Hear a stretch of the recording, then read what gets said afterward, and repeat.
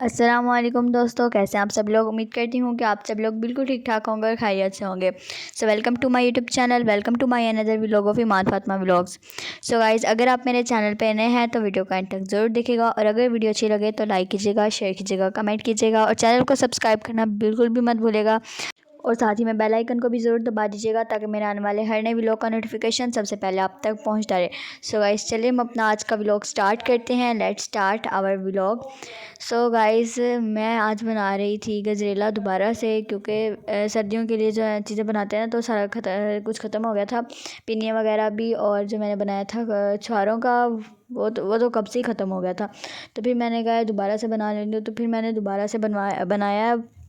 मैंने गाजरें वगैरह छील ली थी और अब इनको मैंने धो के रख दिया। फिर मैं अब इन्हें सुबह, जैसे ही सुबह होगी तो फिर मैं दूध वगैरह बॉईल करूँगी और फिर इन्हें मैं कट कर लूँगी। और गाइज़, मैं आज आपको बताऊँगी अपनी लाइफ के बारे में, ठीक है। मेरी लाइफ किस तरह थी, मैंने किस तरह स्ट्रगल्स की, सारा कुछ मैं अपनी लाइफ के बारे में आपको आज के व्लॉग में बताऊँगी। सो जब मैं 3-4 साल पहले हम लोग अपने इस न्यू घर में शिफ्ट हुए हैं, तो उससे पहले जो मेरा घर था उसमें जो हम लोग मतलब स्ट्रगल्स होती थी हमारे, तो मैं आपको सारा इश्यूज़ वगैरह क्रिएट होते थे, तो मैं आपको सारा कुछ उनके बारे में बताऊंगी।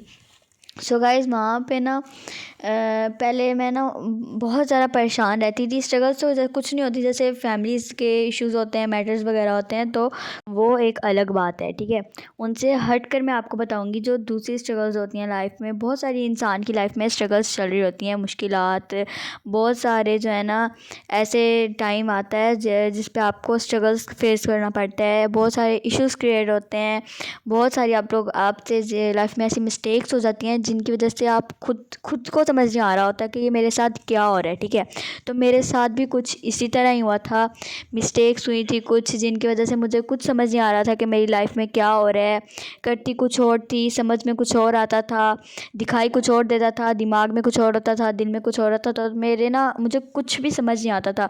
ना मैं सही तरह से घर को टाइम दे पाती थी, ना मैं सही तरह से बच्चों को टाइम दे पाती थी। कुछ मिस्टेक्स हो गई थी लाइफ में जिनकी वजह से मेरे साथ ये सब कुछ हुआ। तो मैं इतना परेशान रहती थी, अकेली अकेली अकेली अकेली रहती। और ना कमरे में मैं साइड पे बैठ के रोने लग जाती थी कभी कभी। इतना मतलब कि जब मैं लाइफ से तंग आ जाती थी। तो एक दिन ना मैं ऐसी बैठी थी, तो मैंने सोचा कि क्यों ना मैं नमाज़ पढ़ूं। पहले भी मैं नमाज़ पढ़ती थी, लेकिन बाकायदगी से नहीं पढ़ती थी। कभी नमाज़ को समझा नहीं था कि इसमें क्या होता है, मतलब फ़र्ज़ नहीं किया था खुद पे कि ये फ़र्ज़ है।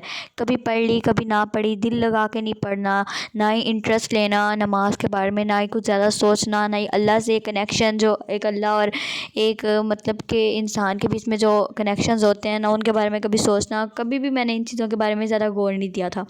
तो जैसे ही मैंने जाए नमाज़ वगैरह उठाया, वज़ू वगैरह किया, और जैसे ही मैंने नमाज़ पढ़ी तो मेरे दिल को सुकून मिला। मुझे ऐसे लगा कि जैसे एक ही दम मेरी सारी मुश्किलात हल हो गई हों। तो फिर उसके बाद आहिस्ता आहिस्ता मैंने कहा कि अब मैं नमाज़ की पाबंद बन जाऊंगी, ठीक है। उसके बाद फिर मैं नमाज़ की पाबंद बन गई, और अल्हम्दुलिल्लाह अब मेरी लाइफ में कोई मुश्किल नहीं है, कोई स्ट्रगल्स नहीं है, मुझे किसी ऐसी चीज़ का फेस नहीं करना पड़ता। तो अब मेरी लाइफ बिल्कुल ठीक है। और मैंने अपनी एक आदत बना ली थी, और वो आदत ये थी कि मैं पढ़ती थी दरूद तंजीना। सुबह के टाइम में पढ़ती थी। आपसे जितना हो सके आप पढ़ा करें, अल्लाह ताला को ये खुश करने का एक ज़रिया है, ठीक है। तो जितना हो सके आप पढ़ा करें। मैं पढ़ती हूँ, मैं सुबह भी पढ़ती हूँ और मगरिब टाइम भी पढ़ती हूँ। और भी काफ़ी सारी सूरतें होती हैं जो मैं पढ़ती हूँ। फजर टाइम मेरी अलग जो होती हैं सूरतें होती हैं, असर टाइम अलग होती हैं। तो मैं ना, मेरे पास एक वो है 5 सूरत, ठीक है। तो उसके ऊपर से मैं चीज़ें ढूंढती हूँ पढ़ने के लिए कि किस चीज़ की जो है क्या फ़जीलत है, क्या क्या होता है इस चीज़ में। तो मैं हर जो मुझसे हो सके, मैं जितना हो सके मैं दिन में उतना पढ़ती हूँ। हर नमाज के बाद मैंने कोई ना कोई चीज़ ज़रूर पढ़नी होती है, ठीक है। और अगर जिस दिन मुझे कुछ ज़्यादा ही काम हो, मैं ना पढ़ सकूँ कुरान पाक या सूरतें वगैरह, तो मैं हाथ में तस्बीह ले लेती हूँ, या अस्तगफिरुल्लाह की तस्बीह करती रहती हूँ, या फिर मैं सुबहानल्लाह, अल्हम्दुलिल्लाह, या फिर दरूद पाक, या फिर कलमा।